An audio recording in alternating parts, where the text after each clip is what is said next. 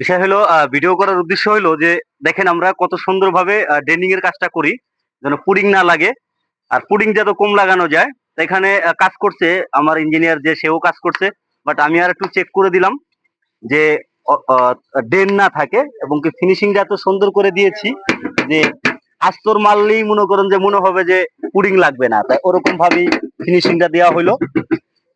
যারা ভালো কাজ চান, আসলে দেখেন গাড়িটা হলো নতুন, এই নতুন গাড়ি যদি কাজ ভালো না হয়, কালার যদি ঠিক মতো ম্যাচিং না হয়, বেন্ডিং এর কাজটা যদি সুন্দর না হয়, তাহলে কিন্তু আপনার গাড়িটা খারাপ লাগবে এবং কি কাজ অসুন্দর দেখা যাবে। হ্যাঁ, আর গাড়িতে যত কম পুডিং লাগায় পারা যায়, এই জন্য কিন্তু আমি আবার চেক করে দিলাম যে টুকিটাকি যে প্রবলেমটুকু ছিল সেটাও ঠিক করে দিলাম।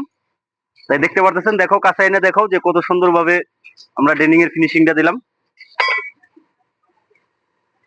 এই হলো বিষয়, যারা ভালো কাজ করাতে চান অবশ্যই যেখানে ভালো কাজ হয়, ভালো কোয়ালিটির কাজ হয়, সেখান থেকে কাজগুলো করাবেন।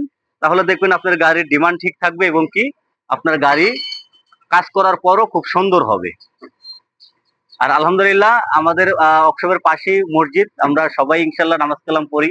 যারা কাস্টমাররা আছেন, যারা আসবেন, তারাও নামাজের সময় ইনশাল্লাহ নামাজ পড়তে পারবেন।